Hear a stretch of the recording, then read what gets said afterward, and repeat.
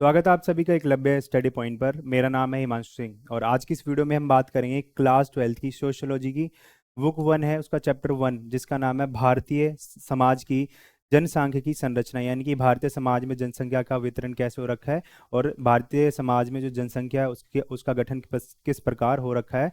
उस चीज़ को हम इस वीडियो लेक्चर में जानेंगे। आप हमारा टेलीग्राम चैनल ज्वाइन कर सकते हैं जिसका नाम है class 12th ESP new group.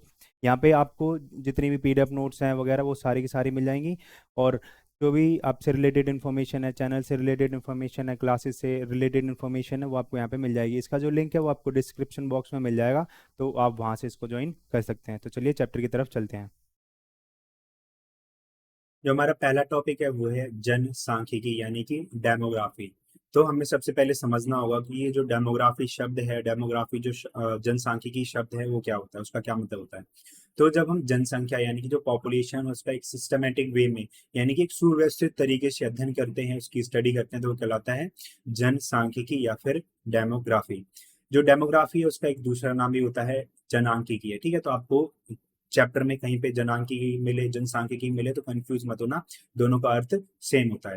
अब हम बात करते हैं, जो डेमोग्राफी शब्द है वो दो शब्दों से मिलके बना है। ठीक है, ये जो दो शब्द हैं वो यूनानी भाषा से निकल कर आए हैं, यानी कि जो ग्रीक लैंग्वेज है उससे निकले हैं, और जब दो शब्द आपस में मिले हैं तब हमें डेमोग्राफी शब्द मिला है। तो वो दो शब्द कौन से हैं, उनमें जो पहला शब्द है, पहला वर्ड है वो है डेमोस।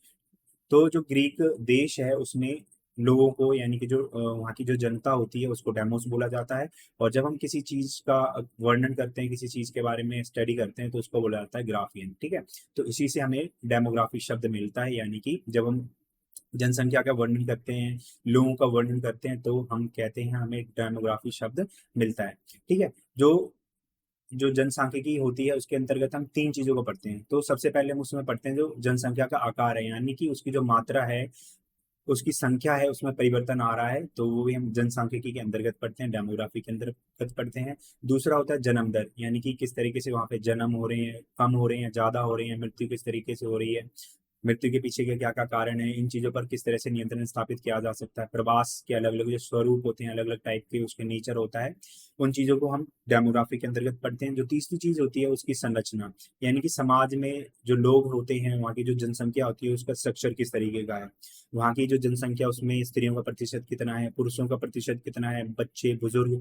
ठीक है, तो इनका जो गठन हो रखा है किस तरीके से हो रखा है, उसकी संरचना क्या है, इन चीजों को हम डेमोग्राफी के अंतर्गत पढ़ते हैं। जब हम डेमोग्राफी के टाइप्स की बात करते हैं तो हमें दो तरीके के देखने को मिलते हैं, यानी कि जनसंख्या का हम अध्ययन जो है दो तरीके से कर सकते हैं।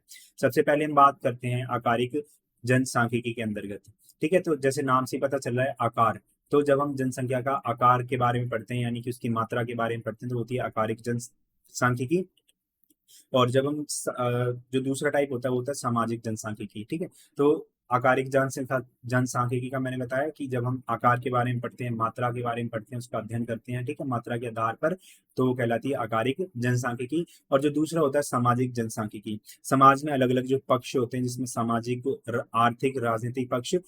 ठीक है, तो उन सभी चीजों को देखकर जो अध्ययन किया जाता है उसको बोलते हैं सामाजिक जनसांख्यिकी।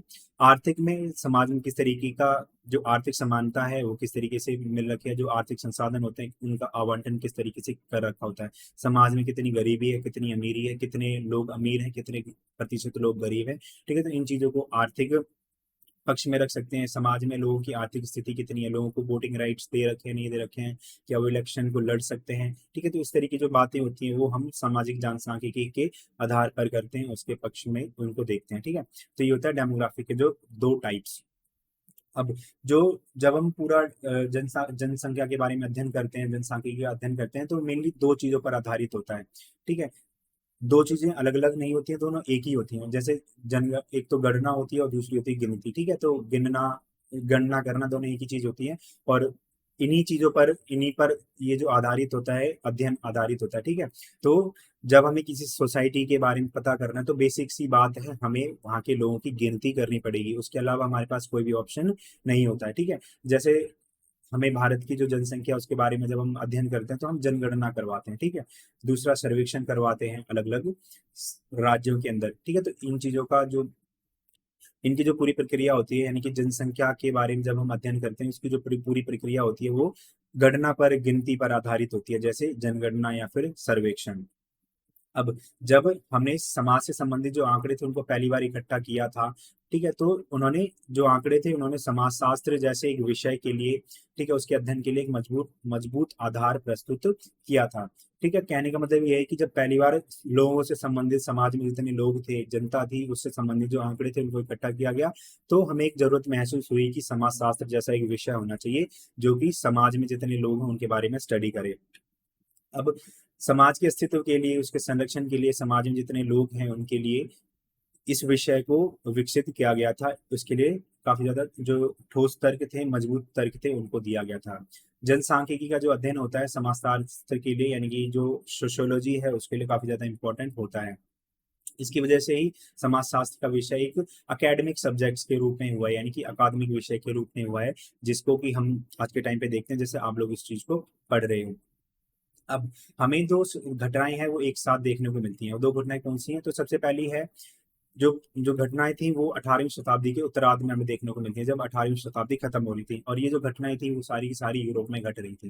पहली घटना थी जो राष्ट्र राज्य थे उनकी स्थापना हो रही थी। राष्ट्र राज्यों का अर्थ होता है वहां पर सरकार की स्थापना हो रही थी, नए नए राज्यों का विकास हो रहा था। और जो दूसरी घटना थी, विज्ञान में अलग अलग तरह की जो प्रौद्योगिकी थी वो स्थापित हो रही थी, उनका आविष्कार हो रहा था।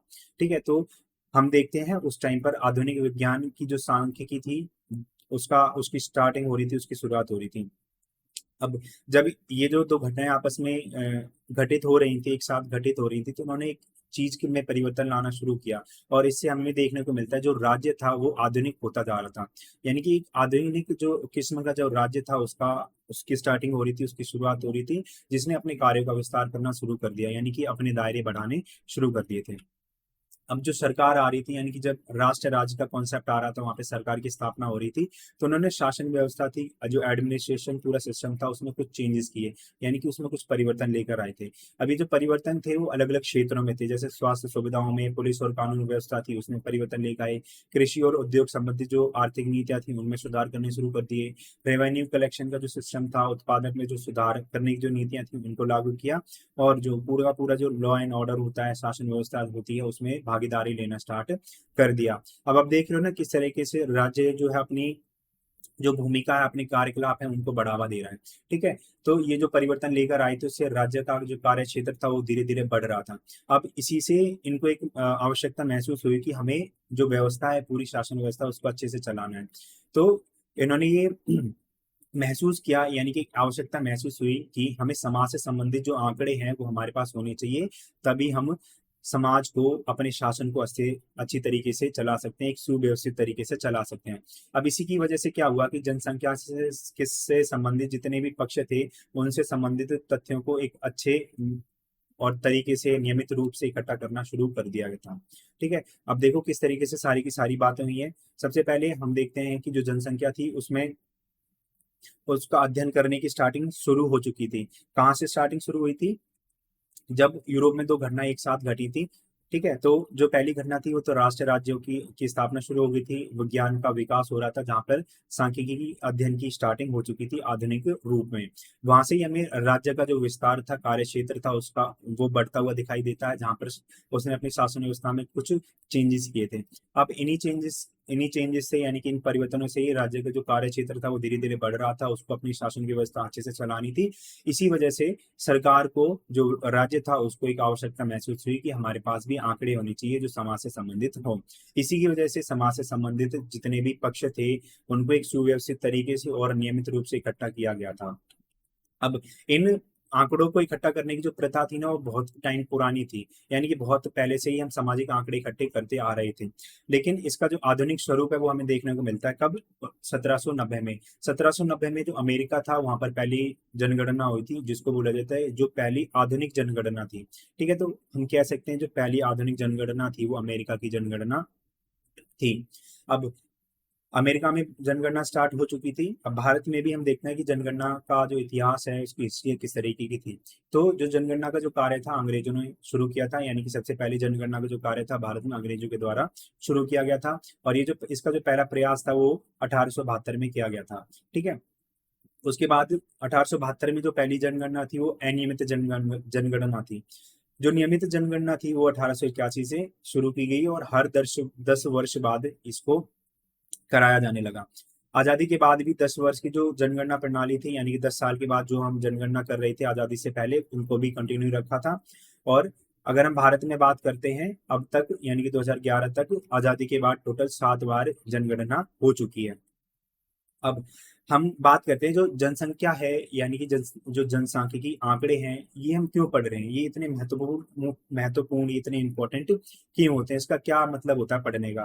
तो अभी हमने पढ़ा किस तरीके से राज्य की स्थापना हो रही थी, सरकार की स्थापना हो रही थी, सरकार का गठन हो रहा था, किस तरीके से उसका जो कार्य क्षेत्र था वो बढ़ रहा था। अब सरकार है, उसकी उसको नीतियां बनानी होती हैं, ठीक है, तो उसके पास से समाज से संबंधित जितने आंकड़े हैं वो होने चाहिए। यानी कि हम कह सकते हैं कि जब राज्य नीतियों को बनाता है, ठीक है, नीतियों को बनाने के लिए, उनको लागू करने के लिए हमें जनसांख्यिकी आंकड़े की जरूरत होती है, ये इसीलिए महत्वपूर्ण। नेक्स्ट हम बात करते हैं कुछ संकल्पनाओं के बारे में, यानी कि कुछ कॉन्सेप्ट्स के बारे में। जब आपको ये कॉन्सेप्ट क्लियर होंगे तभी आप आगे जो थ्योरीज हैं, जो जनसंख्या से संबंधित जो सिद्धांत है, उनको पढ़ सकते हो, उनको समझ सकते हो। सबसे पहले हम बात बात करते हैं जन्म दर के बारे में कि जन्म दर क्या होता है। तो किसी क्षेत्र विशेष में, यानी कि पर्टिकुलर क्षेत्र में, विशेष क्षेत्र में एक निर्धारित अवधि के लिए, 1 साल के लिए, 6 महीने के लिए, 1 महीने के लिए, ठीक है, तो उस दौरान, यानी कि एक विशेष क्षेत्र में निर्धारित अवधि के दौरान प्रति हजार, यानी कि जो 100,000 लोग होते हैं, 1000 जनसंख्या पर जीवित उत्पन्न हुए बच्चों की जो संख्या होती है वो जन्म दर कहलाती है। ठीक है, इसका एक फॉर्मूला भी होता है उसका, लेकिन आपको यूज नहीं है तो आपको उसको याद रखने की कोई जरूरत नहीं है। ठीक है, तो जन्म दर समझ गया, और इसी का जस्ट अपोजिट होता है मृत्यु दर। ठीक है, तो एक विशेष क्षेत्र में एक निर्धारित अवधि के दौरान 1000 की जनसंख्या पर, यानी कि 1000 लोगों पर मृतकों की जो संख्या होती है वो कहलाती है मृत्यु दर। फिर हम बात करते हैं प्राकृतिक वृद्धि दर, यानी कि जो नेचुरल ग्रोथ रेट होती है, पॉपुलेशन ग्रोथ रेट होती है, वो क्या होती है। तो जन्म दर और मृत्यु दर के बीच का जो अंतर होता है, यानी कि उनके बीच में जो डिफरेंस होता है वो कहलाता है प्राकृतिक वृद्धि दर। यानी कि जो जनसंख्या है वो प्राकृतिक रूप से कितनी बढ़ रही है, क्योंकि कहीं ना कहीं जो जन्म है वो भी मनुष्य पर निर्भर करता है और मृत्यु भी मनुष्य पर निर्भर करती है। ठीक है, तो इनके बीच में जो अंतर है वो प्राकृतिक रूप से कितना है, वो कहलाती है प्राकृतिक वृद्धि दर। अब जब ये अंतर जो अंतर होता है वो शून्य, यानी कि जीरो होता है या फिर कम होता है, तब हम कह सकते हैं कि जो जनसंख्या है वो स्थिर हो गई है, यानी कि जो जनसंख्या वो ना बढ़ रही है ना घट रही है। ठीक है, तो ये जो अंतर होता है इसी से ये निर्धारित होता है। दूसरा होता है प्रतिस्थापन स्तर, यानी कि प्रतिस्थापन दर क्या होती है। तो एक ऐसी अवस्था होती है जिसमें जितने बूढ़े लोग होते हैं वो मरते हैं, तो उनका स्थान भरने के लिए नए बच्चे पैदा हो जाते हैं। ठीक है, यानी कि जितने बूढ़े मर रहे हैं उतने बच्चे पैदा हो रहे हैं, तो वो कहलाती है प्रतिस्थापन दर। अब हम बात करते हैं प्रजनन दर की।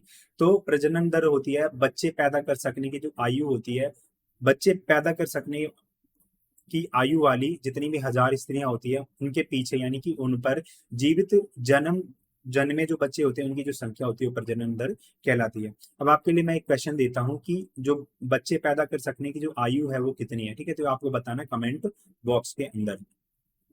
अब जो शिशु मृत्यु दर होती है, मातृ मृत्यु दर होती है, वो क्या होती है। तो जो शिशु मृत्यु दर होती है वो ये होती है, देखो, जीवित पैदा हुए 1000 बच्चों में से 1 वर्ष की आयु से पहले मृत बच्चों की जो संख्या होती है वो कहलाती है शिशु मृत्यु दर। यानी कि जितने भी जीवित पैदा हुए बच्चे थे, अब उनमें से 1000 बच्चों में से जो जितने भी बच्चे 1 वर्ष से पहले मर गए, यानी कि 1 वर्ष की आयु भी प्राप्त नहीं कर सके, ठीक है, तो जितने बच्चे मरे हैं वो कहलाते हैं शिशु मृत्यु दर। और सेम इसी के जैसा होता है मातृ मृत्यु दर। 1000 शिशु जन्मों पर जन्म देकर मरने वाली जो स्त्रियां होती है उनकी संख्या कहलाती है मातृ मृत्यु दर। अब जहां पर भी हमें शिशु मृत्यु दर की, मातृ मृत्यु दर की ऊंची ऊंची दरें देखने को मिलती हैं, तो हमें देखने को मिलता है कि समाज जो है काफी पिछड़ा है और वहां पर गरीबी अभी भी है। ठीक है, तो ये इसकी सूचक होती हैं। और जैसे जैसे समाज जो होता है डेवलप होता है, हमारी सोसाइटी विकास की ओर जाती है, तो ये जो दरें हैं, उच्च दरें होती हैं, वो धीरे धीरे से घटने लगती हैं। क्योंकि इस टाइम पे हम देखते हैं जो चिकित्सा, यानी कि जो मेडिकल की फैसिलिटीज हैं वो बढ़ने लगती हैं, सोसाइटी में एजुकेशन आने लगती है, अवेयरनेस फैलती है, सोसाइटी में डेवलपमेंट शुरू हो जाता है। ठीक है, तो ये सारी की सारी चीजें अपने आप कंट्रोल में आ जाती हैं। नेक्स्ट हम बात करते हैं लिंग अनुपात के बारे में। तो प्रति 1000 पुरुषों पर निश्चित अवधि के दौरान स्त्रियों की जो संख्या होती है वो कहलाती है लिंग अनुपात, यानी कि सेक्स रेशो। यानी कि उस समाज में, उस क्षेत्र में पुरुष और स्त्रियों की संख्या कितनी है, ठीक है, तो ये कहलाती है लिंग अनुपात, सेक्स रेशो। तो ज्यादातर देखने ज्यादातर देशों में ये देखने को मिलता है कि स्त्रियों की जो संख्या होती है पुरुषों से थोड़ी सी ज्यादा होती है। यानी कि जो प्रकृति है, जो मादा बच्चे होते हैं उनको तो कम पैदा करती है, ठीक है, और नर बच्चों को ज्यादा पैदा करते हैं। यानी कि प्राकृतिक तौर पर मादा बच्चों की तुलना में नर बच्चे जो होते हैं ज्यादा पैदा होते हैं, यानी कि लड़कियां कम पैदा होती हैं और लड़के ज्यादा पैदा होते हैं। तो जो प्रकृति होती है वो 1000 नर बच्चों के पीछे, यानी कि 1000 लड़कों के पीछे 943 तक मादा बच्चे यानी कि लड़कियों को पैदा करती है। इसका क्या मतलब होता है? इसका मतलब ये होता है कि जो लड़कियां वो कम पैदा हो रही हैं उस जगह पर, और लड़के हैं वो ज्यादा पैदा हो रहे हैं। लेकिन अगर हम ओवरऑल सेक्स रेशियो की बात करते हैं, स्त्री पुरुष अनुपात की बात करते हैं, तो वो स्त्रियों के फेवर में ज्यादा है, यानी कि स्त्रियों के पक्ष में ज्यादा है। ऐसा कैसे हो सकता है? मतलब कि जो लड़के हैं वो ज्यादा पैदा हो रहे हैं और लड़कियां कम पैदा हो रही हैं, फिर भी जो सेक्स रेशियो है वो स्त्रियों के पक्ष में है, यानी कि लेडीज के फेवर में चला जाता है। तो इसके मेनली दो रीजन होते हैं। सबसे पहला होता है प्रतिरोधक क्षमता, यानी कि जो इम्यून सिस्टम होता है छोटी बच्चियों का वो ज्यादा होता है, और छोटे बच्चों का जो प्रतिरोधक क्षमता होती है रोगों से लड़ने की वो कम होती है। तो इसकी वजह से भी लड़कियां जो होती हैं ज्यादा सर्वाइव कर जाती हैं। तो एक रीजन ये होता है, और दूसरा ये होता है कि जो स्त्रियां होती हैं पुरुषों की तुलना में अधिक वर्षों तक जीवित रहती हैं, ठीक है। तो हमें समाज में देखने को मिलता है जो बूढ़ी स्त्रियां हैं वो ज्यादा लंबे टाइम तक जीती हैं, और जो बूढ़े पुरुष होते हैं यानी कि जो ओल्ड मेल जो लोग होते हैं वो कम जीते हैं, ठीक है। तो इसकी वजह से भी स्त्रियों का प्रतिशत ज्यादा होता है पूरे समाज में। इसलिए हमें ओवरऑल देखने को मिलता है 1000 पुरुषों के पीछे जो स्त्रियों की जो संख्या होती है वो 1050 के आसपास रहती है। फिर भी हमें आज के टाइम पे देखने को मिलता है जो लिंग अनुपात है, लिंग अनुपात में जो स्त्रियों का हिस्सा है यानी कि स्त्री अनुपात है वो इतना कम क्यों है? तो इसके जो रीजन है उनको हम आगे इंडिया के कॉन्टेक्स्ट में आगे पढ़ेंगे, लेकिन इसके जो मेजर रीजन होते हैं उसको एक बार देखते हैं। तो पुरुषों को स्त्रियों की तुलना में कहीं अधिक ज्यादा महत्व दिया जाता है, यानी कि जो हमारा समाज है वो पितृसत्तात्मक है। पुरुषों को ज्यादा वरीयता दी जाती है और स्त्रियों को कम वरीयता दी जाती है, उनका महत्व कम समझा जाता है हमारे समाज में। जो बालिका शिशु होती हैं उनकी उपेक्षा की जाती है, ठीक है, यानी कि उनको नजरअंदाज किया जाता है, इग्नोर किया जाता है, ठीक है। तो इसकी वजह से भी हमें ये देखने को मिलता है कि जो लिंग अनुपात है उसमें स्त्रियों का जो अनुपात है वो इसीलिए कम होता है। फिर हम बात करते हैं जनसंख्या की आयु संरचना के बारे में। तो इसका क्या मतलब होता है कि कुल जनसंख्या के विभिन्न आयु वर्गों में अलग अलग जो व्यक्ति होते हैं उनका क्या अनुपात होता है, यानी कि किस उम्र के व्यक्ति देश की जनसंख्या में अपनी भागीदारी देते हैं। जैसे वहां पर जो ओल्ड लोग पर्सन होते हैं उनका परसेंट कितना है, जो यंग लोग हैं उनका परसेंट कितना है, बच्चों का परसेंट कितना है, ठीक है। तो मतलब इसका मतलब यही होता है कि अलग अलग जो आयु वर्ग के जो लोग होते हैं उनमें कितने कितने परसेंट लोग रहते हैं। तो ये अर्थ होता है आयु संरचना का। अब यहाँ पे हमें दो तरह के देखने को मिलते हैं जनसंख्या। एक तो होती है प्राश्रित जनसंख्या जिसको हम बोलते हैं जो दूसरों पर डिपेंड रहती है। यहाँ पे आपको दो शब्द दिख रहे होंगे, इनमें देखने की कोशिश करो। एक होता है पर और दूसरा है आश्रित। पर का मतलब होता है दूसरे, और आश्रित का मतलब होता है किसी पर निर्भर रहना, यानी कि जो दूसरों पर निर्भर रहता है वो आता है प्राश्रित अनुपात के अंदर।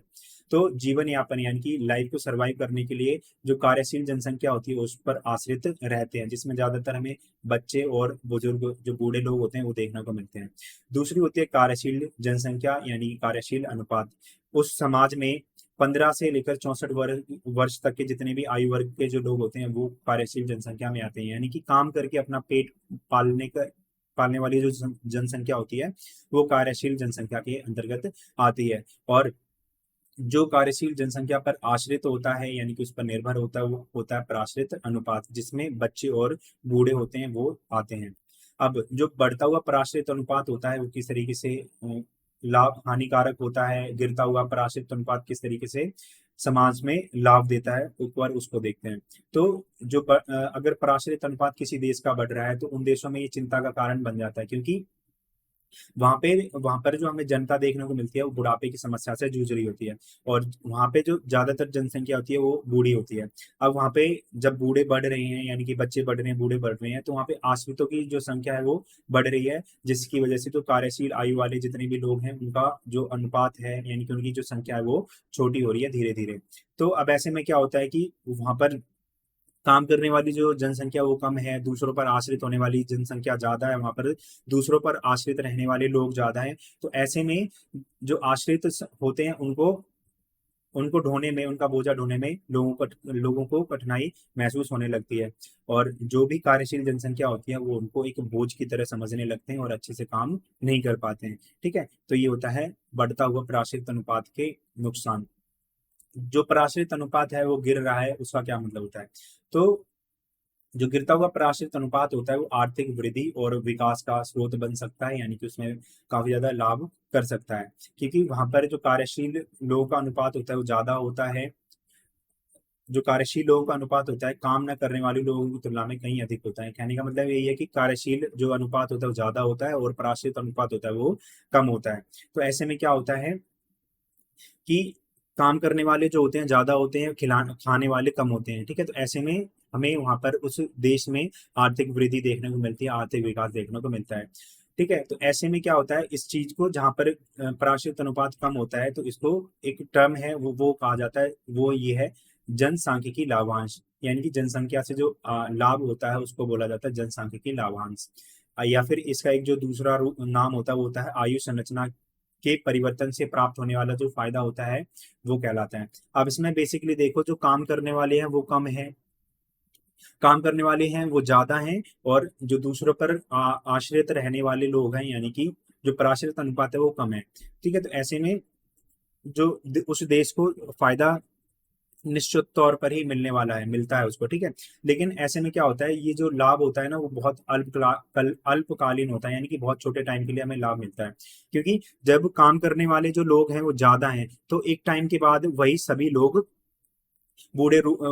यानी कि बूढ़े लोगों में परिवर्तित हो जाएंगे, यानी कि रूप बदल जाएगा, काम करने वाले बूढ़ों में बदल जाएंगे। और वहां से जो कम बच्चे आ रहे थे वो कार्यशील जनसंख्या में आकर वो वहां की जो कार्यशील जनसंख्या है, वो भी कम हो जाएगी। तो निश्चित तौर पर जो आगे आने वाले टाइम पर उस देश की जो कार्यशील जनसंख्या है उस पर ये लोग बोझ बनने का काम करेंगे। तो ये होता है गिरता हुआ जो प्राश्रित अनुपात। नेक्स्ट हम बात करते हैं कुछ सिद्धांत के बारे में जो कि जनसांख्यिकी से संबंधित है, उससे रिलेटेड है। तो जो पहला सिद्धांत है वो है मॉल्थस का जनसंख्या वृद्धि का सिद्धांत। ठीक है, तो इनका जो पूरा नाम था वो था थॉमस रॉबर्ट माल्थस, और इन्होंने जो पूरा का पूरा जो अपना सिद्धांत है वो एक एसे में दिया था जिसका नाम था an essay on the principle of population. ठीक है, 1798 में इस चीज को बताया था इन्होंने। तो इसका जो मेन जो पॉइंट होते हैं वो क्या क्या होते हैं वो मैं आपको इस चीज में समझाऊंगा। देखो, सबसे पहले हम इसके सिद्धांत के बारे में पढ़ते हैं। इनका जो सिद्धांत था उस वो इन्होंने दिया था NSA on the principle of population 1798 में। ठीक है, इनके जो सिद्धांत था उसको बोला जाता है जनसंख्या का वृद्धि सिद्धांत, और ये एक निराशावादी सिद्धांत था, यानी कि समाज को एक नकारात्मक समझ दे रहा था, नकारात्मक रूप से प्रभावित कर रहा था। अब इस चीज को समझ लो बस, और पूरा का पूरा आपको सिद्धांत ये समझ आ जाएगा। तो इन्होंने सिर्फ यही कहा था कि जो जनसंख्या है उसका विस्तार अलग तरीके से हो रहा है, और जो कृषि उत्पादन है, यानी कि हम जो अनाज वगैरह उत्पादित करते हैं उसमें जो वृद्धि है वो अलग तरीके से हो रही है। देखो, सबसे पहले इन्होंने कहा था कि जो जनसंख्या है वो दो गुनी स्पीड से बढ़ रही है, यानी कि 2 से 4 हो रही है, 4 से 8 हो रही है, 8 से 16 हो रही है, 16 से 32, 32 से 64, इस तरीके से बढ़ रही है। लेकिन जो अनाज उत्पादन करने की जो क्षमता है वो 2 के मल्टीपल में बढ़ रही है, यानी कि 2 हो रही है, 2 से 4 हो रही है, 4 से 6 हो रही है, 6 से 8 हो रही है, 8 से 10 हो रही है। अब इस चीज को एक एग्जाम्पल के थ्रू समझते हैं। सबसे पहले इसको समझो, यहाँ पर दो लोग हैं, दो लोगों के लिए जो अनाज अनाज है वो 2 किलो है हमारे पास। ठीक है, 2 किलो गेहूं है, चावल है, कुछ भी समझो। ठीक है, फिर 2 से 4 लोग हुए, और 4 लोगों के लिए हमारे पास अनाज है 4 किलो। अब यहाँ पर हमें चेंज देखने को मिलता है, 4 से 8 लोग हो गए, लेकिन उनके लिए जो अनाज उत्पादन करने की जो क्षमता थी वो हमारे पास सिर्फ 2 ही बढ़ी है, यानी कि 4 से 6 हुई है। ठीक है, यहाँ पे यानी कि जो लोग थे वो 4 बढ़ गए, लेकिन अनाज उत्पादन करने की जो क्षमता थी वो हमारे पास सिर्फ 2 किलो बढ़ी। ठीक है, यहीं से हमें परिवर्तन देखने को मिलता है। अब 4 से 6 जो 8 से 16 यहाँ पे जनसंख्या होगी, यानी कि 8 से 16 लोग हो गए, और यहाँ पे जो अनाज है हमारे पास 6 से 8 किलो ही हुआ है। तो यानी कि 16 लोगों के लिए 8 किलो अनाज। यही कहा था मॉल्थस ने, उन्होंने यही कहा था कि जो जनसंख्या की वृद्धि है वो हमारी कृषि उत्पादन की वृद्धि से हमेशा आगे रहेगी, यही कहा था इन्होंने। ठीक है, तो मॉल्थस के अनुसार उन्होंने ये कहा था कि जो मनुष्य की जो जनसंख्या है मनुष्य के भरण पोषण के साधन की तुलना में अधिक तेजी से बढ़ती है। यानी कि जो जनसंख्या की वृद्धि दर है वो ज्यादा रहेगी और भरण पोषण के जो साधन होते हैं वो कम, उनकी वृद्धि रहेगी। ठीक है, तो इसीलिए इन्होंने कहा था कि जो पॉपुलेशन होती है उसको दंडित किया जाता है, यानी कि जो मनुष्य हैं उनको दंडित किया जाता है सदा गरीबी में ही, गरीबी की हालत में जीवन जीने के लिए, जीवन को व्यतीत करने के लिए। ठीक है, तो मैंने आपको बताया था कि जो कृषि उत्पादन की वृद्धि होती है वो हमेशा ही जनसंख्या की वृद्धि से पीछे रहेगी, ये मानना था मॉलथस का। ठीक है, तो इन्होंने कहा था जो वृद्धि होती है, समृद्धि होती है, उसको बढ़ाने का एक ही तरीका इन्होंने बताया था, वो था कि किसी भी तरह से हमें जनसंख्या को नियंत्रित करना होगा, यानी कि जो हमारी पॉपुलेशन है उसको कंट्रोल करना होगा। तो उसके साथ में इन्होंने एक बात ये भी कही थी कि जो मनुष्य है उसने अपनी जनसंख्या को स्वेच्छापूर्ण, यानी कि अपनी इच्छा से घटाने की एक जो क्षमता होती है उस वो कम होती है, वो सीमित होती है, यानी कि लिमिटेड ही होती है। फिर भी उन्होंने दो चीजें बताई थी किस तरीके से हम जनसंख्या को नियंत्रित कर सकते हैं। यानी कि जनसंख्या नियंत्रण के दो तरीके इन्होंने कौन कौन से बताए थे, तो सबसे पहला था वो था कृत्रिम निरोध, यानी कि आर्टिफिशियल तरीके से हम किस तरीके से क्या क्या उपाय कर सकते हैं जनसंख्या को नियंत्रित करने के लिए। सबसे पहले उन्होंने कहा था कि लोगों को बड़ी उम्र में विवाह करना चाहिए, जिससे कि उनको बच्चे पैदा करने में काफी समस्याएं आ सकती हैं, जिससे कि जनसंख्या ऑटोमेटिक ही कम बढ़ेगी। हमारी जो सेक्सुअल डिजायर्स होती हैं, यानी जो यौन इच्छाएं होती हैं, उन पर हमें संयम रखना चाहिए, उनको कंट्रोल में रखना चाहिए। और तीसरा बताया था ब्रह्मचर्य का पालन करना चाहिए, जिसकी वजह से हम जनसंख्या को नियंत्रित कर सकते हैं। दूसरा तरीका उन्होंने बताया था, ये कहा था कि जो तरीका है वो है प्राकृतिक, यानी कि प्राकृतिक निरोध इन्होंने बताया था दूसरा तरीका, जिसमें ये कहा था कि जो प्रकृति है वो किसी ना किसी तरीके से, किसी ना किसी रूप में जनसंख्या और इसके जो संसाधन है उसके बीच में जो असंतुलन आ रहा है उसको संतुलित करने का काम करेगी। इसमें इन्होंने कहा था समय समय पर अकाल पड़ेगा, बीमारियां पैदा होंगी, जिसकी वजह से संसाधनों में जो असंतुलन पैदा हो रहा है उसको कंट्रोल में किया जा सकता है, उसको संतुलित करने का काम प्रकृति करेगी। और ये कहा था जो प्राकृतिक निरोध होते हैं वो अनिवार्य होते हैं, क्योंकि वही खाद्य आपूर्ति, यानी कि जो संसाधन होते हैं और जो बढ़ती हुई जनसंख्या के बीच में जो असंतुलन हो रहा है वो उसको संतुलित करने का काम करते हैं। ठीक है, यानी कि असंतुलन को रोकने के जो प्राकृतिक उपाय हैं वो अकाल और बीमारियां हैं। अब हम पढ़ते हैं इसके विरोध और आलोचना के बारे में, यानी कि इन्होंने जो सिद्धांत दिया था उसका विरोध भी होगा और उसकी आलोचना भी होगी। ठीक है, तो क्योंकि कुछ लोग ऐसे होते हैं वो दूसरों की बातों पर भरोसा नहीं करते हैं और अपनी बातों को जताना चाहते हैं और उनके जो विचार होते हैं उनको बताना चाहते हैं, तो इसकी वजह से विरोध होता है। तो विरोध में एक आ गया था कि जो आर्थिक वृद्धि होती है वो जो जनसंख्या वृद्धि होती है उससे अधिक हो सकती है, यानी कि जो आर्थिक समृद्धि होती है जनसंख्या वृद्धि की जो दर होती है उससे अधिक हो सकती है। अब इस सिद्धांत का जो खंडन था वो किस आधार पर किया गया, तो यूरोप के जो देश थे उनके ऐतिहासिक अनुभव थे उसके आधार पर इसका खंडन किया गया था। उसमें कहा गया था कि जो जन्म दर थी उसमें भी परिवर्तन हमें देखने को मिलता है, और ये जो परिवर्तन थे 19वीं और 20वीं शताब्दी के आसपास हमें देखने को मिलते हैं। वहां पर क्या उस टाइम पर जो महामारियां थी, अलग अलग जो बीमारियां आ रही थी उस पर नियंत्रण स्थापित किया जाने लगा। मेडिकल की जो फैसिलिटीज थी उनको बढ़ाने लगे, उनका प्रसार करने लगे, उसका डेवलपमेंट शुरू हो गया था। मॉलथस की जितनी भी भविष्यवाणियां थी वो सारी की सारी झूठी साबित कर दी गई, यानी कि उनको गलत ठहरा दिया गया। ये जो पूरी की पूरी जो थ्योरी थी उसके पीछे तर्क दिया गया था कि जो जनसंख्या वृद्धि के बावजूद जो खाद्य उत्पादन की क्षमता है, जीवन स्तर है, वो धीरे धीरे बढ़ रहा था। यानी कि जो पॉपुलेशन ग्रोथ है वो भी धीरे धीरे बढ़ रही है, हमारा जो खाद्य उत्पादन है, कृषि उत्पादन है, हमारा जीवन जीने का जो स्तर है वो भी धीरे धीरे बढ़ रहा था। लेकिन मॉलथस ने एक गलत कॉन्सेप्ट दिया था। उन्होंने ये कहा था, मैंने आपको बता चुका हूँ कि जो जनसंख्या वृद्धि है वो हमेशा आगे रहेगी और कृषि उत्पादन की जो वृद्धि है वो हमेशा पीछे रहेगी। लेकिन अब इसमें धीरे धीरे परिवर्तन होने लगा था, यहाँ पे जनसंख्या की वृद्धि दर थी वो भी कंट्रोल होने लगी और जो खाद्य उत्पादन की जो क्षमता थी, आर्थिक विकास था, वो भी बढ़ने लगा था और लोगों का जो जीवन स्तर था वो भी धीरे धीरे सुधरने लगा था।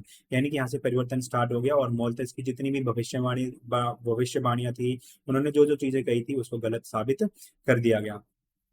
अब इसमें जो आलोचक थे वो कई तरीके की बातें कहते थे। सबसे पहले उन्होंने कहा था कि जो गरीबी और जो भुखमरी है, भुखमरी जैसी जो समस्याएं हैं, जनसंख्या वृद्धि की बाधाएं आर्थिक संसाधनों के असमान वितरण के कारण फैलती है। यानी कि जो गरीबी और भुखमरी है उसका मेन रीजन जनसंख्या वृद्धि नहीं है, बल्कि उसकी जो मेन प्रॉब्लम है वो है कि हमारे समाज में जो असमान वितरण हो रखा है संसाधनों का, आर्थिक संसाधनों का, उसकी वजह से गरीबी और भुखमरी फैलती है।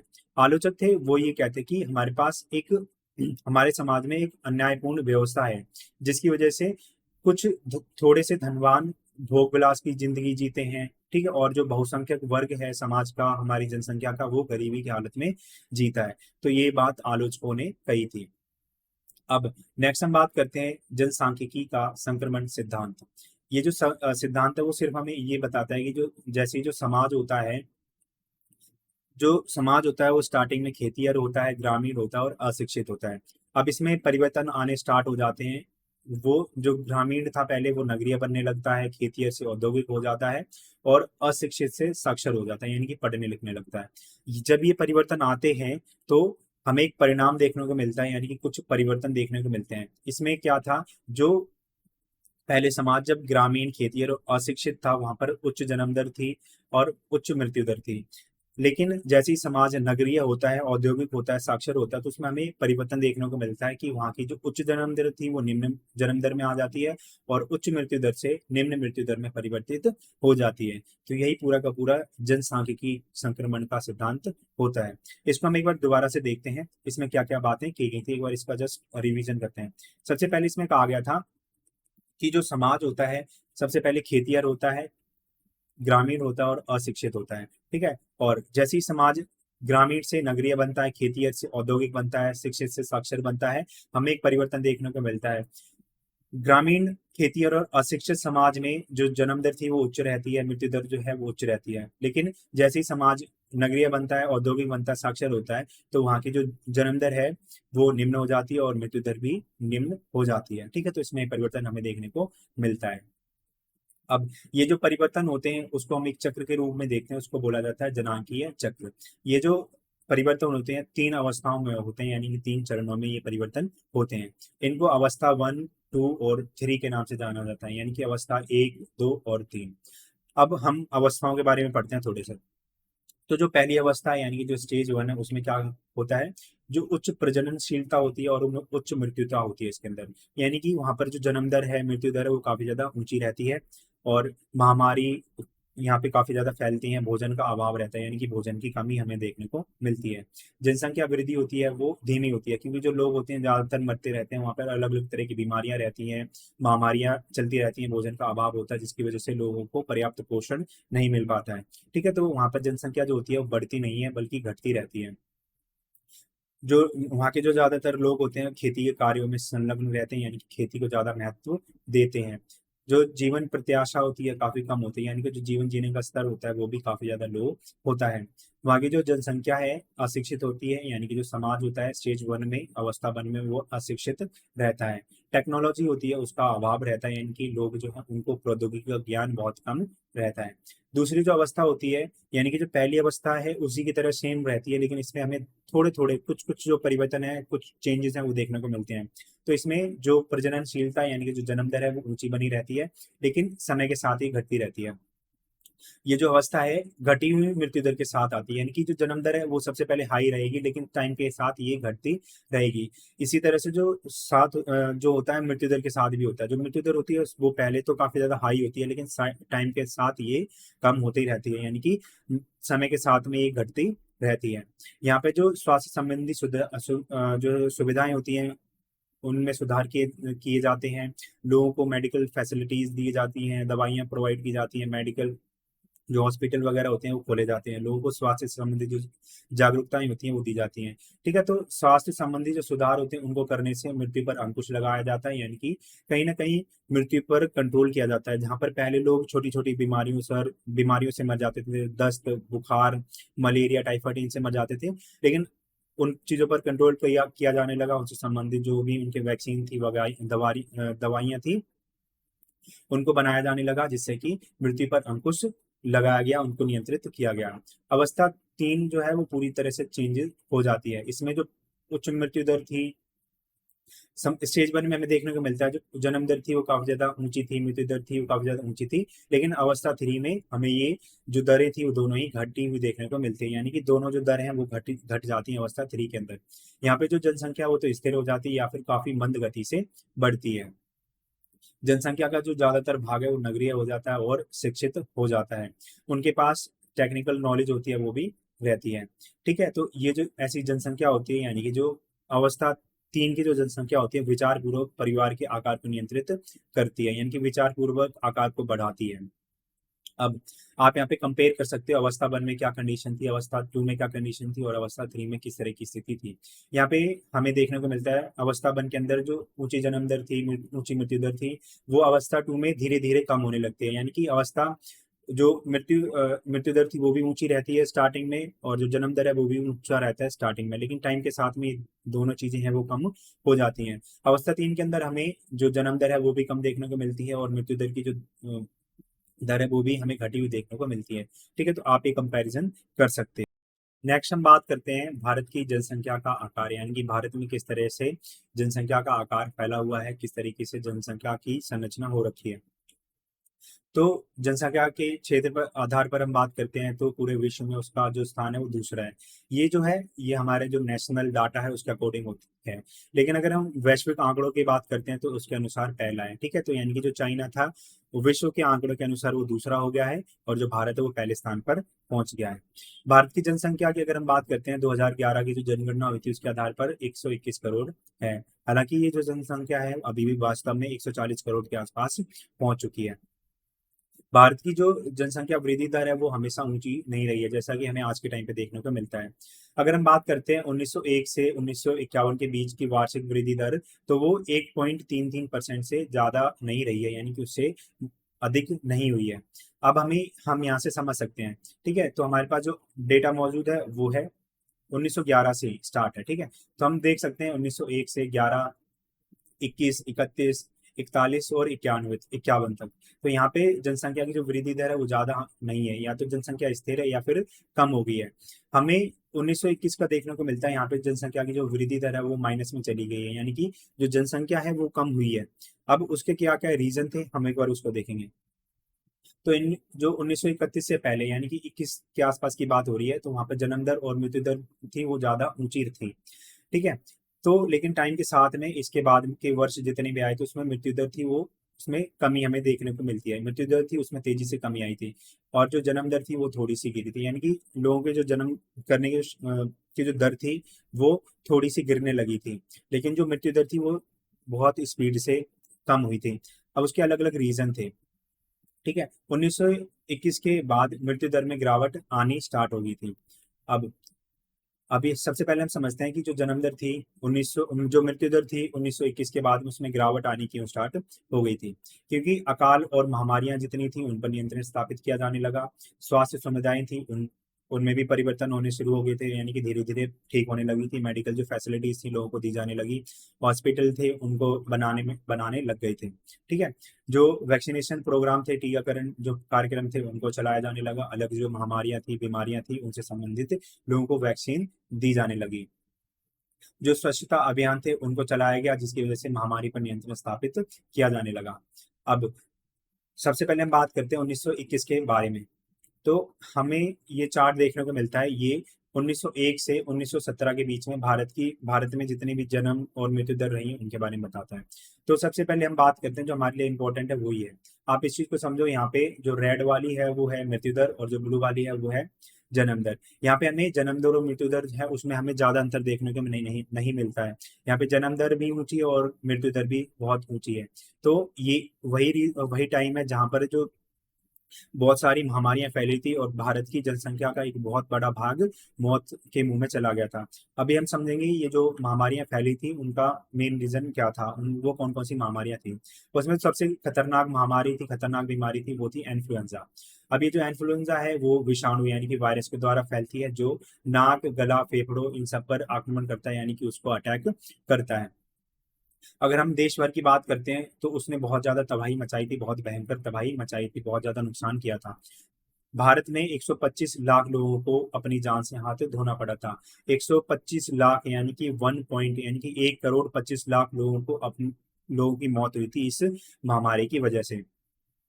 अगर हम 1918 से 1919 की जो इन्फ्लुएंजा महामारी थी पूरे विश्व में सार्वभौमिक थी, उसके बारे में बात करते हैं। तो सबसे कुख्यात महामारी के रूप में इसको जाना जाता है, जो थी स्पेनिश फ्लू। यानी कि जो इन्फ्लुएंजा थी उसी का एक रूप था स्पेनिश फ्लू। ठीक है, तो इसको सबसे कुख्यात बीमारी के रूप में जाना जाता है। तो इसकी वजह से विश्व की जो जनसंख्या थी उसका एक बहुत बड़ा भाग प्रभावित हुआ था, यानी कि उसको प्रभावित किया था। 1918 और 1919 के दौरान इससे पीड़ित होकर कम से कम विश्व की कम से कम 4 करोड़ लोगों की मौत हुई थी, यानी कि 4 करोड़ लोग मौत के मुंह में चले गए थे। अब जो स्पेनिश फ्लू था उसका प्रभाव क्या क्या पड़ा था, किस किस देशों पर पड़ा था, कहाँ उस देश की कितनी जनसंख्या मर गई थी। ठीक है, तो अगर हम पूरे विश्व की बात करते हैं, संपूर्ण विश्व की कुल जनसंख्या का 20% यानी कि 20% जो पॉपुलेशन का भाग था वो महामारी से पीड़ित हुआ था, यानी कि लोग इसकी चपेट में आ गए थे। 5% तक जो ह्यूमन पॉपुलेशन थी वो नष्ट हो गई थी, यानी कि वो खत्म हो गई थी। अगर हम यूएसए की बात करते हैं तो 28% जो पॉपुलेशन थी वो इस महामारी से पीड़ित हुई थी, और 5 लाख से लेकर 7 लाख लोगों की इससे मौत हो गई थी। ब्रिटेन की अगर हम बात करते हैं तो 2 लाख से ज्यादा लोग यहाँ पे मरे थे। फ्रांस में 4 लाख से ज्यादा लोग मरे थे। ऑस्ट्रेलिया में 10,000 से ज्यादा लोगों की मौत हुई थी। अगर हम अलास्का और दक्षिण अफ्रीका की बात करते हैं तो वहाँ के गांव तबाह हो गए थे, यानी कि गांव के गांव खत्म हो गए थे। गांव में जितने पॉपुलेशन थी वो सारी की सारी खत्म हो गई थी। फिजी द्वीप के बारे में हम बात करते हैं तो 14% जो पॉपुलेशन थी वो 2 हफ्ते में ही खत्म हो गई थी। भारत की जो जनसंख्या थी उसका 5% भाग इससे नष्ट हो गया था, जिसमें डाटा के अनुसार 170 लाख से ज्यादा लोगों की मौत हुई थी इस स्पेनिश फ्लू के कारण। बात करते हैं भारतीय जनसंख्या की आयु संरचना, यानी कि भारत में किस तरह से आयु के अलग अलग आयु के लोग रहते हैं, उनका क्या क्या स्ट्रक्चर है, उसकी संरचना किस तरीके की हो रखी है, उसको बारे से समझते हैं। तो अगर हम भारतीय जनसंख्या की बात करते हैं तो जो ज्यादातर भारतीय हैं वो युवा अवस्था में, यानी कि जो भारत की पॉपुलेशन है वो है अडल्ट, युवा है। ठीक है, तो यहाँ पर मैंने आपको बताया था कि जो आयु संरचना होती है उसमें हम 3 वर्ग के बारे में बात करते हैं। एक तो वर्ग होता है 15 वर्ष से कम वाला, दूसरा होता है 60 वर्ष से या फिर 64 वर्ष से ऊपर, जिसको हम पराश्रित अनुपात पराश्रित जनसंख्या के अंतर्गत रखते हैं। दूसरा होता है 15 से 59 वर्ग, 59 वर्ष के जितने भी आयु वर्ग वाले जो लोग होते हैं उनको, जिसको कि कार्यशील जनसंख्या कहा जाता है। जिस देश में भी कार्यशील जनसंख्या ज्यादा होती है और अपराश्रित जनसंख्या कम होती है उस देश में हमें वृद्धि देखने को मिलती है। ठीक है, तो भारत की अगर हम बात करते हैं तो भारत में 15 वर्ष से कम आयु वाले जो उसकी जो जनसंख्या थी वो भी धीरे धीरे कम होती आ रही है। जैसे 1971 की अगर हम बात करते हैं तो 15 वर्ष से आयु के जितने भी बच्चे थे उनका परसेंट 42% था, और जो घटते घटते 2011 में 29% रह गया था। अगर कार्यशील जनसंख्या की बात करते हैं तो 1971 में ये 53% था, जो कि 2011 में 63% हो गए, यानी कि 10% का इंक्रीमेंट हमें यहाँ पे देखने को मिलता है। फिर अगर हम 60 वर्ष से ऊपर के आयु वाले जितने भी लोग हैं उनके बारे में बात करते हैं, उनका जो हिस्सा है वो बहुत छोटा है, जो कि अफेक्ट नहीं करता हमारी ग्रोथ को। अगर हम इसकी भारत की जनसंख्या की संरचना के बारे में बात करते हैं तो हम इस चार्ट को देख सकते हैं। यहाँ पर देखो, ये जो है 0 से 14 वर्ष के यानी कि पराश्रित अनुपात है, और 60 वर्ष से अधिक के तो 41 और 6% यानी कि हो गया 47%। पहले पराश्रित अनुपात था 1961 में, और जो कार्यशील अनुपात था वो था 53%। ठीक है, लेकिन अगर हम प्रेजेंटली अगर हम 2011 की जनगणना की बात करते हैं तो 2011 में ये जो बच्चों का अनुपात था वो 29% था, और जो बूढ़े थे उनका अनुपात 8% था, और जो कार्यशील जनसंख्या थी उसका अनुपात 63% था 2011 की जनगणना के अनुसार। लेकिन अगर हम 26 तक की बात करते हैं, अनुमान लगाया जा रहा है कि जो बच्चे हैं उनका अनुपात और कम होगा, यानी कि 23% रह जाएंगे, और जो बूढ़े हैं उनका अनुपात थोड़ा सा बढ़ेगा, 12% हो जाएगा। लेकिन जो कार्यशील जनसंख्या है उसका अनुपात 1% यहाँ पे हमें इसका इंक्रीमेंट देखने को मिलेगा। ठीक है, तो ये बात की जा रही है 2026 के लिए। अगर हम बात करते हैं पिरामिड के बारे में, जनसंख्या का पिरामिड, तो जो ब्लू वाला है वो रिप्रेजेंट करता है मेल को, और जो पिंक वाला है वो रिप्रेजेंट करता है फीमेल को। अब जिस भी देश का जो बीच वाला हिस्सा है, यानी कि ये वाला जो हिस्सा है ये ज्यादा बड़ा होगा, जो चौड़ा होगा तो उस देश में ज्यादा विकास होगा। और जो नीचे वाला जो हिस्सा होता है, जो 10 से 14 वर्ष के जितने बच्चे होते हैं उनका हिस्सा दिखाता है, ये अगर ज्यादा होगा और जो बूढ़े हैं उनका हिस्सा ज्यादा होगा तो उस देश में प्राश्रित जनसंख्या ज्यादा रहेगी। हम भारत के बारे में बात कर सकते हैं। 1961 में ये इसका चार्ट था, और 1981 में इसमें हमें थोड़ा सा परिवर्तन देखने को मिलता है। यहाँ पे जितने जो बच्चों का अनुपात था वो ज्यादा बढ़ा है। जो कार्यशील जनसंख्या थी उसमें भी हमें उसके अनुपात में भी थोड़ा सा परिवर्तन देखने को मिलता है, और जो बुजुर्ग थे उनके परिवर्तन उसमें हमें कोई कुछ परिवर्तन देखने को नहीं मिलता है। अगर हम 2001 की बात करते हैं तो सेम एज पहले की तरह था। यहाँ पर जो बुजुर्ग थे वो उनका परसेंट उतना ही था, लेकिन थोड़ा सा हमें परिवर्तन देखने को मिलता है। बच्चे थे उसमें भी बहुत ज्यादा परिवर्तन नहीं आता, उसमें भी थोड़ा सा चेंज आया है, लेकिन जो कार्यशील जनसंख्या थी वो हमें उसमें कहीं ना कहीं थोड़ा थोड़ा परिवर्तन देखने को मिलता है। अगर 2026 की बात करते हैं तो यहाँ पर ऑब्वियस सी बात है कि जो बुजुर्ग थे मैंने आपको बताया था उनका परसेंट कुछ बढ़ेगा, ठीक है, और जो बच्चे थे उसमें भी हमें कुछ परसेंट कम होता हुआ दिखाई देगा, यानी कि जो नीचे वाला जो हिस्सा है वो कम होगा, ऊपर वाला हिस्सा भी थोड़ा सा बढ़ेगा। लेकिन मेन जो चीज है वो है हमारी जो कार्यशील जनसंख्या है उसका अनुपात बढ़ेगा, ठीक है। लेकिन आगे जाके ये चीज भी हमें दिक्कत देगी, क्योंकि ये वाला जो हिस्सा है, जो हमारे पास चौड़ाई वाला ज्यादा हिस्सा है, वो आगे जाकर यहाँ पर तब्दील हो जाएगा जब ये बूढ़े हो जाएंगे।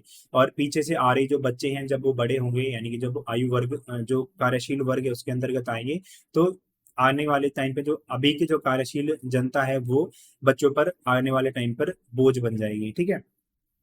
ठीक है, तो ये जो लाभ होता है वो मैं आपको पूरा बता चुका हूँ, थोड़े टाइम के लिए होता है। अब हम बात करते हैं हम दो राज्यों की तुलना के बारे में। सबसे पहले हम बात करेंगे केरल के बारे में, और दूसरा है उत्तर प्रदेश यानी कि यूपी के बारे में। तो जो केरल की जो आयु संरचना है वो विकसित देशों की स्थिति को प्राप्त करने लगा है, यानी कि जो केरल में अलग अलग लोगों को जो परसेंट है, प्राचीन अनुपात है, वो कम होता जा रहा है, और कार्यशील जनसंख्या उसका अनुपात बढ़ता जा रहा है। लेकिन अगर हम यूपी की बात करते हैं तो यहाँ पर जो छोटे आयु समूह की जनसंख्या है उसका प्रतिशत काफी ज्यादा है, और वृद्ध जनों का अनुपात है वो कम है।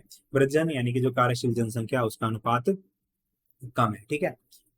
अब देखो, ये है केरल का और उत्तर प्रदेश का आयु पिरामिड। यहाँ पर केरल में ज्यादातर जो कार्यशील आयु वर्ग के जितने भी लोग हैं वो ज्यादा हैं, लेकिन यूपी की अगर हम बात करते हैं यहाँ पे कार्यशील जो जनसंख्या है वो कम है। यहाँ पर बच्चों का परसेंट ज्यादा है और बुजुर्गों का परसेंट भी ज्यादा है, ठीक है। तो इस तरह से हम इसको कंपेयर कर सकते हैं। आप थोड़ा सा ना टाइम दीजिएगा और ये जो पिरामिड है उनको अपनी बुक में अच्छे से समझिए। बात करते हैं 2041 तक जनसंख्या का जो हिस्सा होगा अलग अलग क्षेत्रों में कितना होगा उसको देखते हैं। तो जो सबसे ज्यादा पॉपुलेशन है वो यूपी बिहार में ही रहेगी, अभी भी रहती है और आने वाले टाइम पे भी यहीं पे रहेगी, क्योंकि जो जनसंख्या का निवास जो होता है वो अलग अलग कारणों पर निर्भर करता है। और भौगोलिक रूप से अगर हम देखते हैं तो जनसंख्या के लिए यूपी और बिहार का जो हिस्सा है उसका जो मैदानी क्षेत्र है वो बहुत ज्यादा उस चीज को, जनसंख्या को आकर्षित करता है, ठीक है। तो यूपी बिहार में 28% पॉपुलेशन रहेगी, मध्य प्रदेश राजस्थान और छत्तीसगढ़ में 15% पॉपुलेशन उस टाइम पे रहेगी, पंजाब हरियाणा दिल्ली में 5% लोग रहेंगे, पश्चिम बंगाल उड़ीसा झारखंड यहाँ पर 13% लोगों का निवास होगा, और आंध्र प्रदेश तेलंगाना तमिलनाडु केरल कर्नाटक इन स्टेट में 16% पॉपुलेशन रहेगी 2041 में, और महाराष्ट्र और गुजरात में 13% रहेगी, यानी कि जो सबसे ज्यादा है वो उत्तर प्रदेश और बिहार में ही रहने वाली है। हम बात करते हैं भारत में जो स्त्री पुरुष अनुपात है, यानी कि जो लिंग अनुपात है वो कम गिर क्यों रहा है। तो लैंगिक संतुलन यानी कि किसी पॉपुलेशन में महिलाओं का प्रतिशत पुरुषों का प्रतिशत कितना है, उसके उस बैलेंस को जानने का एक फैक्टर है हमारे पास, एक सूचक है, उसको बोलते हैं हम लिंग अनुपात, यानी कि उसको बोलते हैं हम स्त्री पुरुष अनुपात। अब ये जो है स्त्री पुरुष अनुपात है वो गिर क्यों रहा है भारत में, किस तरह से उसकी हिस्ट्री रही है उसको समझेंगे। तो जो 20वीं शताब्दी थी उसके शुरुआत में भारत में जो लिंग अनुपात था वो 972 था, लेकिन टाइम के साथ इसमें हमें कुछ गिरावट देखने को मिली है, और 21वीं शताब्दी के शुरू में जो स्त्री पुरुष अनुपात था वो घटकर 933 हो गया, यानी कि कम हुआ है। फिर अगर हम 1961 की बात करते हैं तो जो स्त्री पुरुष अनुपात था यानी कि जो लिंग अनुपात था वो 941 हुआ, यानी कि थोड़ी सी हमें वृद्धि देखने को मिली है। लेकिन 2011 की जो जनगणना थी उसके अनुसार जो स्त्री पुरुष अनुपात है उसमें थोड़ी सी वृद्धि हुई है, जो है 943 हो गया है अभी करंट में। अगर हम बात करते हैं बाल लिंग अनुपात के बारे में, यानी कि चाइल्ड सेक्स रेशियो के बारे में, ये जो पूरा का पूरा जो अनुपात है वो 6 वर्ष तक की आयु के जितने बच्चे होते हैं उनके बीच में किया जाता है, यानी कि 6 वर्ष तक की आयु के बीच में कितने लड़के हैं कितनी लड़कियां हैं उन चीजों को देखा जाता है बाल लिंग अनुपात के अंदर। तो जो बाल लिंग अनुपात होता है उसमें भी भारी गिरावट हमें देखने को मिलती है। तो सभी आयु वर्ग के समग्र स्त्री पुरुष अनुपात यानी कि जो ओवरऑल सेक्स रेशियो है वो काफी ज्यादा ऊंचा रहता था, ठीक है। यानी कि जो लिंग अनुपात है वो पहले ऊंचा रहता था पूरे के पूरे सेक्स रेशियो से, लेकिन अब उसमें भी हमें धीरे धीरे से बहुत गिरावट देखने को मिलने लगी है। बात करते हैं 1991 की, तो यहाँ पर जो चाइल्ड सेक्स रेशियो था वो 945 था। 2001 में ये जो था वो गिरकर 927 हो गया। 2011 की अगर हम बात करते हैं जो करंट का जो हमारा सेंसस है उसके बारे में, तो उसके अकॉर्डिंग स्थिति है वो बहुत ज्यादा गिर गई है और ये 914 रह गया है। भारत में जो लिंग अनुपात है वो कम क्यों हो रहा है, उसमें गिरावट क्यों आ रही है, और उसको देखते हैं। तो उसका जो मेन रीजन है वो है बच्चियों के प्रति, यानी कि जो लड़कियां उनके प्रति भेदभावपूर्ण व्यवहार किया जा रहा है, उनको इक्वली ट्रीट नहीं किया जा रहा है। शैशवावस्था में बच्चियों की जो देखभाल होती है उसको कम किया जाता है, यानी कि उसको इग्नोर किया जाता है, नेग्लेक्टफुल तरीके से उनकी देखभाल की जाती है जब बच्चे छोटे होते हैं, क्योंकि वो ऐसा टाइम पीरियड होता है जहां पर हमें उन्हें अच्छे से ट्रीट करना होता है, उनकी अच्छे से देखभाल करनी होती है, जिसकी वजह से आगे चलकर वो अच्छे से स्वस्थ रह सकते हैं। लेकिन बच्चियों के साथ ऐसा भेदभाव किया जाता है जिसकी वजह से आगे जाकर उनको कठिनाई सहनी पड़ती है। जो बालिका शिशु होती हैं उनकी हत्या की जाती है, यानी कि जो बच्चियां होती हैं, जो छोटी अवस्था में होती है, उनकी हत्या करने की कोशिश की जाती है। जब वो गर्भ में होती है, यानी कि उनका गर्भपात किया जाता है लड़कियों को। कई तरह की ऐसी टेक्नोलॉजीज होती हैं जो आपको पता है, जो जन्म से पहले ही खून में क्या पल रहा है, लड़का है लड़की है उसका पता चल जाता है। अगर लड़की है तो उसको खत्म किया जाता है, कर दिया जाता है। ठीक है, तो इसकी वजह से भी जो लिंगानुपात है वो कम हो रहा है। और जो बालिकाएं होती है, यानी कि जो लड़कियां होती है, उनको घोर उपेक्षा की जाती है, अच्छी तरीके से उनको ट्रीट नहीं किया जाता है। तो इसकी वजह से भी भारत में जो लिंग अनुपात है उसमें गिरावट आ रही है। नेक्स्ट हम बात करते हैं साक्षरता के बारे में, यानी कि लिटरेसी रेट के बारे में। तो शिक्षित होने के लिए साक्षर होना जरूरी है।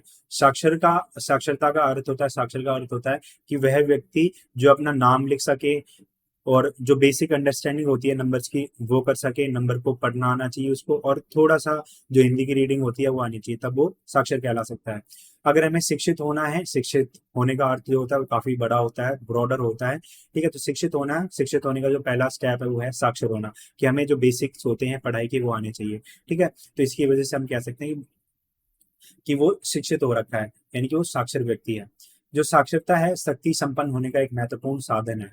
ठीक है, यानी कि अगर हमें शक्ति संपन्न होना है, पावर चाहिए अपने हाथ में, तो हमारी जो जनसंख्या है उसको साक्षर करना पड़ेगा। जनसंख्या जितनी अधिक साक्षर होगी, यानी जितनी अधिक लिटरेट होगी, आजीविका के विकल्पों के बारे में उनमें उतनी ही अधिक जागरूकता होगी, यानी कि ज्यादा से ज्यादा विकल्प जो होते हैं आजीविका के उसके बारे में उनको पता होगा।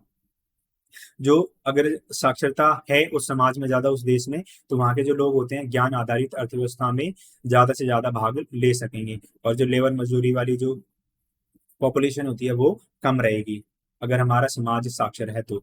जो साक्षरता है उससे स्वास्थ्य के प्रति भी जागरूकता आती है, यानी कि लोग अपने स्वास्थ्य के प्रति, हेल्थ फैसिलिटीज होती हैं उनके प्रति, जो बीमारियां होती हैं उनके प्रति जागरूक रहते हैं। स्त्री पुरुषों और जो अलग अलग सामूहिक सामाजिक समूह होते हैं उनमें जो साक्षरता होती है वो हमें बहुत उसमें भिन्नताएं देखने को मिलती हैं, यानी कि अलग अलग वेरिएशन उसमें रहती हैं। जैसे इसकी अगर हम बात करते हैं, अगर 1951 की बात करते हैं तो पुरुषों में साक्षरता दर थी 27.2%। वहीं पर स्त्रियों की अगर हम बात करते हैं तो वो था 8.9%। लेकिन अगर 2011 की अगर जनगणना के बारे में बात करते हैं तो जो पुरुषों का अनुपात था, साक्षर पुरुषों का अनुपात था वो था 80.9%, और स्त्रियों का जो अनुपात था, यानी कि स्त्रियों में जो साक्षरता दर थी, साक्षरता प्रतिशत था, वो 64.6%। यानी कि जो करंट में है ये, और 2021 के जब आंकड़े आएंगे तो इससे हमें उसमें कुछ परिवर्तन देखने को मिलेगा।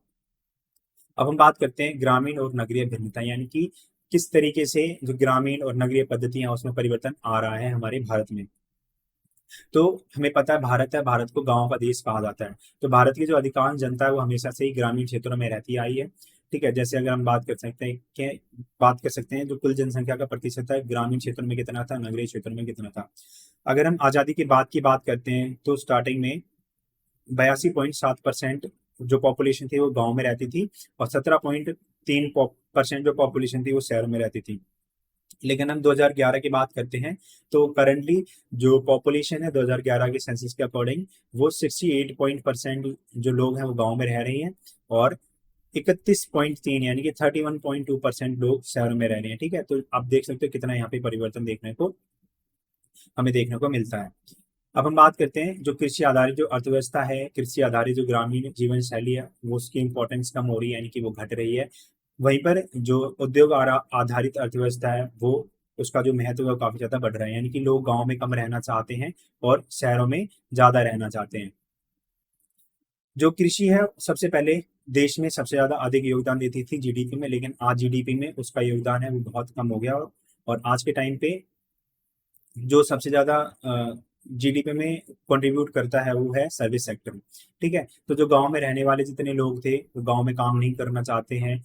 जो ग्रामीण लोग थे खेती से अलग भिन्न जो अलग अलग ग्रामीण समुदाय व्यवसाय होते हैं उनको अपनाते जा रहे हैं, यानी कि लोग खेती से शिफ्ट हो रहे हैं दूसरी जगह पे। कहने का मतलब यही है, अलग अलग तरीके के जो काम होते हैं, काम धंधे होते हैं, उनको स्टार्ट कर रहे हैं। जो कस्बे होते हैं उनमें जाकर अपनी दुकान खोलते हैं।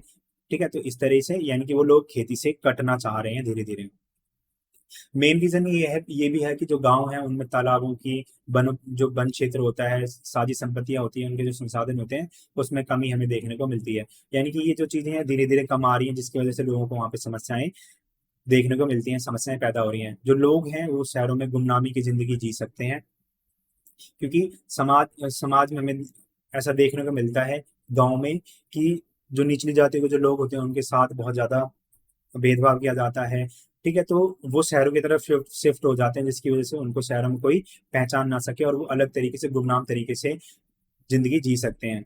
नगरीय जीवन शैली जो होती है उसमें हमें बहुत से अपरिचित देखने को मिलते हैं, यानी कि अननोन जो लोग होते हैं उनसे संपर्क होता रहता है। ठीक है, SC ST वगैरह जो कम्युनिटीज होती हैं, मैंने आपको बताया था, सामाजिक रूप से काफी पिछड़े होते हैं, पीड़ित समूह होते हैं, उनको शहरी रहन सहन अपमानजनक स्थिति से बचाने का काम करता है। जो शहर है ग्रामीण जनता को चुंबक की तरह अपनी ओर आकर्षित कर रहा है, यानी कि अपनी ओर खींच रहा है। ठीक है, इसमें अगर हम सबसे पहले बात करते हैं, जो मेट्रो सिटीज हैं वो सबसे ज्यादा इन चीजों को कर रही हैं, और मेट्रो सिटीज में गांव से शहरों की तरफ, इन शहरों में सबसे ज्यादा लोग आ रहे हैं। ठीक है, जो मेट्रो शहर हैं, मेट्रो सिटीज हैं, वो काफी तेजी से फैल रही हैं, फैलती जा रही हैं। अगर हम भारत में कुल मिलाकर बात करते हैं तो 5,161 कस्बे हैं और शहर हैं, जिनमें भारत की 28.60 करोड़ जो पॉपुलेशन है वो रहती है, यानी कितने लोग भारत के कस्बों में रहते हैं, शहरों में रहते हैं। नगरीय जनसंख्या का 2/3 भाग है, उससे भी ज्यादा भाग 27 बड़े शहरों में रहता है, जिसकी आबादी है 10 लाख से अधिक। अगर हम बात करते हैं जनसंख्या नीति के, यानी कि पॉपुलेशन पॉलिसी के बारे में, तो भारत जो है पिछले 50 साल से अधिक समय से अपनी जनसंख्या नीति का पालन करता आ रहा है, और भारत ही शायद ऐसा पहला देश है जिसने सबसे पहले अपनी पॉपुलेशन की जो पॉलिसी है वो लेकर आया था। ठीक है, तो भारत ऐसा पहला देश था जिसने 1952 में अपनी जनसंख्या नीति की घोषणा की थी। और ये जो जब नीति आई थी तो उसी टाइम पर एक प्रोग्राम चलाया गया था, राष्ट्रीय परिवार नियोजन कार्यक्रम। ठीक है, तो इसी की वजह से, जनसंख्या की नीति की वजह से ये प्रोग्राम आया था। अब ये जो पॉलिसी आई थी, जनसंख्या नीति आई, इसके कुछ लक्ष्य थे। तो जो पहला लक्ष्य था कि जो जनसंख्या की वृद्धि दर है उसको धीमा करा जाए, और जन स्वास्थ्य के जितने भी स्टैंडर्ड्स हैं, यानी कि उसके रूल रेगुलेशन है, स्वास्थ्य सुविधाएं हैं, स्वास्थ्य से संबंधित जितने भी सुधार हैं उनको किया जाए। तीसरा जो था, जनसंख्या और स्वास्थ्य संबंधी मुद्दों पर जागरूकता बढ़ाई जाए, समाज में बीमारियों के प्रति जो जागरूकता होती है उनको फैलाया जाए। ठीक है, और जनसंख्या में जो एजुकेशन का, जो मेडिकल एजुकेशन होती है उसको प्रमोट किया जाए, उसको बढ़ाया जाए। अब इसी के बीच में जब ये सब काम चल रहा था, उसके बीच में लगता है राष्ट्रीय आपातकाल 1975 में। आपको पता है 25 जून 1975 को जो इंदिरा गांधी थी प्राइम मिनिस्टर, उन्होंने इस चीज की घोषणा की थी। अब जब ये आपातकाल आया था तो इसकी वजह से परिवार नियोजन का जो कार्यक्रम था उसको गहरा धक्का लगा था। अब ये क्या था, इसमें जोर जबरदस्ती जबरदस्ती की गई थी, और इसकी वजह से जो जनसंख्या की वृद्धि दर थी उसको नीचे लाने का प्रयास किया गया था। यानी कि जो आपातकाल लगा था उसकी वजह से जोर जबरदस्ती तरीके से जनसंख्या को कम करने की कोशिश की गई थी। इसमें जो दबाव था वो डाला गया था जितने भी सरकारी कर्मचारी थे उनके ऊपर, और उनसे कहा गया था कि जितने भी गरीब और समाज में शक्तिहीन लोग हैं उनके साथ जोर जबरदस्ती की जाए, और उनको शिविरों तक लेकर आया जा सके, जिसकी वजह से उनकी नशबंदी वगैरह की जा सके और जनसंख्या को नियंत्रित किया जा सके। लेकिन जो जनता थी उसने इस चीज का विरोध किया, और अगली जो सरकार आई थी उसने उसको वापस ले लिया, उसको खत्म कर दिया था।